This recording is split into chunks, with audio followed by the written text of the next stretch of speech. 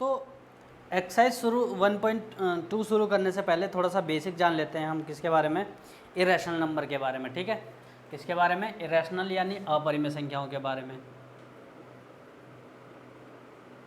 Irrational number या अपरिमेय संख्याएं।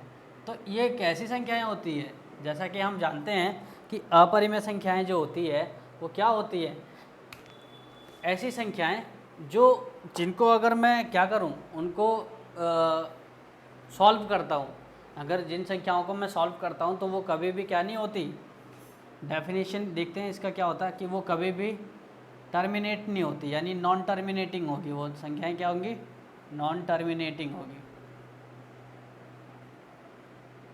है ना। ऐसी संख्याएं जो अशांत होती हैं, हिंदी में लिखा तो क्या लिखूं, अशांत। और दूसरी क्या होती है, उसमें दूसरी बात ये होती है कि अशांत होने के साथ साथ वो क्या होती है, नॉन रिपीटिंग होती है, यानी हम उसको क्या कह सकते हैं, नॉन रेकरिंग, यानी बार बार अपने आप को रिपीट नहीं करती, यानी नहीं दोहराने वाली।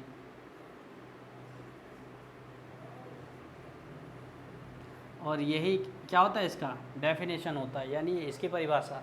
यानी अपरिमेय संख्याओं के बारे में कभी पूछा जाए तो अपरिमेय संख्याएं ऐसी संख्याएं जो कभी भी क्या होती है, शांत नहीं होती, और दूसरी चीज़ क्या होती है कि अपने आप को दोहराती नहीं है।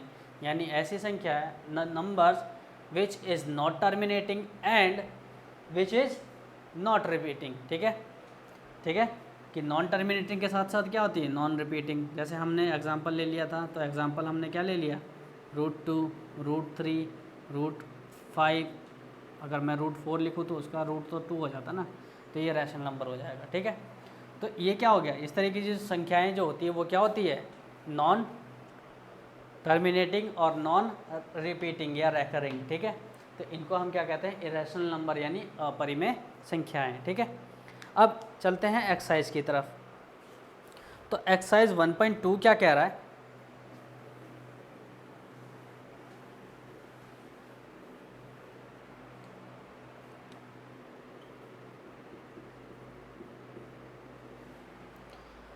वन पॉइंट टू का फर्स्ट क्वेश्चन क्या कह रहा है कि state whether the following statement are true और फॉल्स, जस्टिफाई और आंसर्स। हमें अपने आंसर को जस्टिफाई भी करना और स्टेटमेंट के बारे में ये बताना है कि वो ट्रू है या फॉल्स है, यानी सत्य है या असत्य है। ठीक है, तो पहला क्या कह रहा है, every irrational number is a real number. यानी वो क्या कह रहा है कि सारे के सारे जो इरेशनल नंबर यानी अपरिमेय संख्याएं होती है वो कौन सी संख्याएं होती है, रियल नंबर यानी वास्तविक संख्याएं होती है। तो हम जैसा कि जानते हैं कि रियल नंबर जो होता है हमारे पास, रियल नंबर वास्तविक संख्याएं होती है। रियल नंबर जो होता है वो क्या होता है हमारे पास, वास्तविक संख्याएं। तो रियल नंबर को दो कैटेगरी में बांटा गया है, एक रैशनल यानी परिमेय, दूसरा इरेशनल यानी अपरिमेय। तो यानी मैं कह सकता हूँ कि रियल नंबर यानी वास्तविक संख्या जो होती है वो अपरिमेय और परिमेय नंबर से दोनों से मिलकर बनती है ना। तो सारे के सारे जो इरेशनल नंबर होंगे, सारे के सारे जो अपरिमेय संख्याएं होंगी वो वास्तविक संख्याएं यानी रियल नंबर के अंदर पाई जाती हैं। तो पहला क्या हो जाएगा, पहला क्या हो जाएगा, यानी हमारा जो आंसर हो जाएगा वो क्या हो जाएगा, सत्य यानी ट्रू। ठीक है, फर्स्ट का जो आंसर हो जाएगा। अगर सेकंड क्वेश्चन की बात करें, फर्स्ट के सेकंड की, तो ये क्या कह रहा है, every point on the number line is of the form of √m। जो किसकी फॉर्म में होते हैं, नंबर लाइन पे जो भी है वो √m की फॉर्म में होते हैं। m is a natural number, m जो है नेचुरल नंबर है। तो अगर मैं स्क्वायर रूट करूँ किसका, नेगेटिव नंबर्स का, है ना, नेगेटिव नंबर्स का अगर मैं स्क्वायर रूट करूँ तो वो क्या होगा, वो नेचुरल नंबर नहीं मिलेगा मेरे को।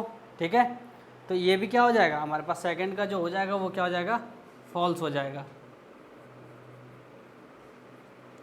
ठीक है, यानी असत्य हो जाएगा।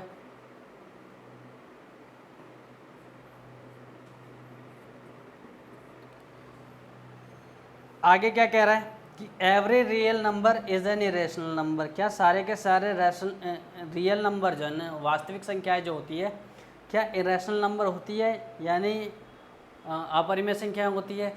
तो सारे के सारे रियल नंबर जो होते हैं वो इरेशनल और रैशनल दोनों से मिलके बने होते हैं, है ना, यानी परिमेय और अपरिमेय दोनों से मिलके बने होते हैं। तो अगर मैं सिर्फ अपरिमेय संख्याओं की बात करूं तो उससे तो सारे रियल नंबर नहीं बनते ना, यानी वास्तविक संख्याएं नहीं बनती, यानी ये भी क्या हो जाएगा, थर्ड भी हमारे पास क्या हो जाएगा, फॉल्स हो जाएगा, है कि नहीं। यानी इसमें हमें ये पता चलता है कि रियल नंबर यानी वास्तविक संख्याएं जो हैं उनमें दो तरह की संख्याएं होती है, एक परिमेय यानी रैशनल, दूसरी इरैशनल यानी अपरिमेय। तो परिमेय और अपरिमेय से वास्तविक संख्या बनी, तो क्या सारी की सारी जो अपरिमेय संख्याएं हैं वो वास्तविक संख्याएं होंगी, नहीं हो सकती ना। यानी रियल नंबर जो है, ये जो वास्तविक संख्या है, इसमें अपरिमेय और परिमेय दोनों हो गए। तो अगर मैं सिर्फ अपरिमेय को कह दूं कि ये रियल नंबर है तो परिमेय संख्या कहाँ जाएगी, ये भी तो आएंगी इसके अंदर, है कि नहीं। ये तो हमारे पास क्या था, फर्स्ट क्वेश्चन हो गया, है ना। अगर मैं सेकंड क्वेश्चन की बात करूं तो सेकंड क्वेश्चन के बारे में क्या कह रहा है, ये सेकंड क्वेश्चन कह रहा है are the square root of all positive integer irrational. क्या सारे के सारे पॉजिटिव इंटीजर के जो स्क्वायर रूट होते हैं वो रैशनल होते हैं। तो अगर मैं बात करूँ सबसे पहले सेकंड क्वेश्चन की, तो सेकंड क्वेश्चन में अगर मैं इसकी बात करता हूँ, सारे के सारे पॉजिटिव इंटीजर का रूट, पॉजिटिव इंटीजर यानी जैसे 1 हो गया, है ना, 1 का रूट किया तो 1 आ गया, 2 का रूट किया तो ये तो 1 पॉइंट समथिंग आ जाएगा, कि नहीं, 1 पॉइंट, फिर उसके बाद समथिंग आ जाएगा, है कि नहीं। तो इसका ये क्या हो गया, ये तो रैशनल हो गया है, यानी परिमेय संख्याएं हो गई, और ये क्या हो गया, इरैशनल। ये परिमेय और ये अपरिमेय।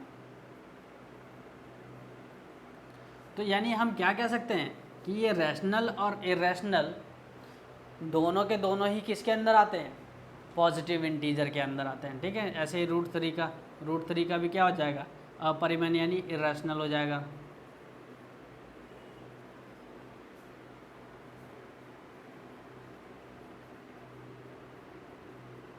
संख्या, ठीक है। तो इस तरीके से कह सकते हैं कि सारे के सारे जो पॉजिटिव इंटीजर जो होते हैं वो रैशनल नंबर नहीं हो सकते, उनका जो स्क्वायर रूट होता है वो कभी भी क्या नहीं होगा, सिर्फ रैशनल नहीं होगा, वो इरैशनल भी होगा, ठीक है। आगे क्या कह रहा है, if not give an example of the square root of any number that is rational. तो इसका एग्जाम्पल देते हैं। तो जो रैशनल होता है, अगर मैं 1 का करूं तो ये भी रैशनल होगा, ये एग्जाम्पल हो गया इसका, यानी परिमेय हो गया ये। दूसरा, अगर मैं रूट का 4 निकालूं तो वो भी क्या हो जाएगा, 2 हो जाएगा, तो ये भी क्या हो गया, रैशनल हो गया। तो ये सब क्या है, अपरिमेय संख्या है, सॉरी परिमेय हो गया ना ये भी, है ना। यानी ये भी क्या हो गए परिमेय। ऐसे ही रूट 9, रूट 16, इन सबों के जो रूट्स आएंगे निकल के वो क्या आएंगे, रैशनल नंबर निकल के आएंगे, ठीक है। बच्चों थर्ड क्वेश्चन क्या कह रहा है, थर्ड क्वेश्चन ये कह रहा है कि किस तरीके से हम रूट 5 को नंबर लाइन पर रिप्रेजेंट कर सकते हैं, किसको, रूट 5 को, ठीक है। तो रूट 5 जो है हमारा, इसको नंबर लाइन पर रिप्रेजेंट करने के लिए हम क्या करेंगे कि हम एक नंबर लाइन बनाएंगे, ठीक है। एक नंबर लाइन बनाते हैं 0 1, थोड़ा गैप ले लेते हैं इसमें, ठीक है। ये हमारे पास कुछ आ गया 1 2 3, इस तरीके से दे रखा हमें, ठीक है। हमें किसको दिखाना है, रूट 5 को। तो रूट का जो 5 है वो किस तरीके से मैं दिखा सकता हूँ इसको, यहाँ देखो। तो ये जो 5 का रूट है हमेशा बड़ा होता है किसके, रूट 4 से। क्योंकि 4 क्यों लिया मैंने यहाँ पे, रूट 3 भी ले सकता था, लेकिन क्या है, रूट का 4 जो है वो ऐसी संख्या है जो क्या होती है, पूरी तरीके से कट जाती है, ठीक है। यानी अगर 4 का रूट निकालूँ तो क्या हो जाएगा, वो पूरी तरीके से निकल जाएगा हमें, ठीक है। यानी इसका 4 का रूट यानी परफेक्ट स्क्वायर है ये। रूट 4 जो है हमारे पास क्या होता है, परफेक्ट स्क्वायर होता है। है ना। अगर मैं इसको सॉल्व करूँ तो ये क्या आ जाएगा, 2 आ जाएगा। यानी मेरे को ये पता चल गया कि ये जो है रूट का 5 जो है वो 2 से ज़्यादा आने वाला है ना, 2 के बाद आएगा। तो 2 के बाद आएगा तो मतलब क्या कि हम क्या बनाते हैं, इसको इसके बाद ही बनाएंगे, ठीक है। तो मैंने यहाँ पे गैप कितना लिया है, 1-1 सेंटीमीटर का गैप ले लिया मैंने। कितना ले लिया, 1-1 सेंटीमीटर का गैप लिया। अब ये जो 1 सेंटीमीटर का गैप है ना, यहाँ से यहाँ तक कितना है ये, यानी ये कितना है रूट का 4, यानी मैं क्या कर सकता हूँ कि यहाँ से यहाँ तक 2 है। अब मैंने क्या किया कि रूट का 4, मुझे पता है कि हाइपोटेनियस का जो स्क्वायर मेरे को निकालना होता है वो क्या होता है, P square plus B square के बराबर होता है कि नहीं होता। यानी अगर मैं इसको इधर रूट को इधर लेके चले जाऊँ, सॉरी स्क्वायर को इधर लेके चले जाऊँ, तो इसमें किस में चेंज हो जाएगा, वो रूट में, यानी पी का स्क्वायर प्लस बी का स्क्वायर आ जाएगा। यानी कभी भी अगर मेरे को हाइपोटेनियस निकालना है तो मेरे को किसकी रिक्वायरमेंट होगी, पी के स्क्वायर की प्लस बी के स्क्वायर की, फिर उनके रूट की, ठीक है।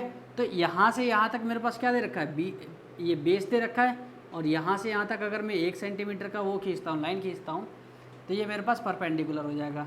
यानी ये मेरे पास ये क्या हाइपोटेनियस निकालना है, तो मैं क्या करूँगा, √4 का स्क्वायर और प्लस 1 का स्क्वायर, तो यानी ये कितना आ जाएगा, स्क्वायर से रूट कट गया, यानी 4 + 1, यानी ये कितना आ गया, रूट का 5। यानी हाइपोटेनियस मेरे को क्या मिल जाएगा, रूट का 5 मिल जाएगा। तो ये मेरे पास आ गया। अब इसको सिंपली क्या करना है, हम कंपास से इसको नापेंगे, और नापने के बाद हम क्या कर देंगे, इसमें जहाँ पे भी ये कट करेगा उसको, वो क्या हो जाएगा हमारे पास, ठीक है, वही हमारे पास क्या आ जाएगा, √5 आ जाएगा, ठीक है। ये तो सिंपल सा मेथड था, बहुत ही सिंपल, √5 निकालने का। दूसरा मेथड हमारे पास क्या दे रखा है √5 निकालने का, दूसरा मेथड दे रखा है हमें कौन सा, वर्गमूल सर्पिल का, यानी स्क्वायर रूट स्पाइरल का, ठीक है।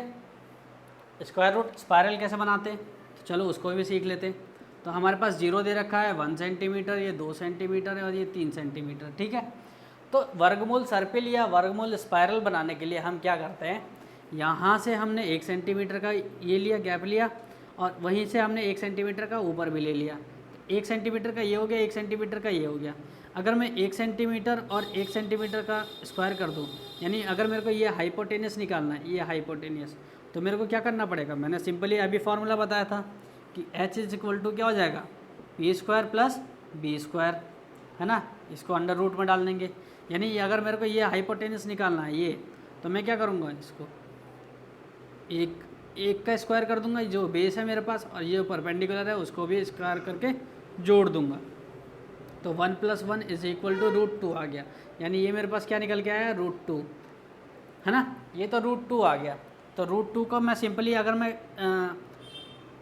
मेरे को √2 दिखाना नंबर लाइन पे, तो मैं क्या कर सकता हूँ, यहाँ पे से ऐसे करके उस पर कंपास से वो करूँगा ऐसे करके, और जहाँ पे भी ये नंबर लाइन को काटेगा वो √2 हो जाएगा मेरे पास, क्या आ जाएगा, वो √2 आ जाएगा।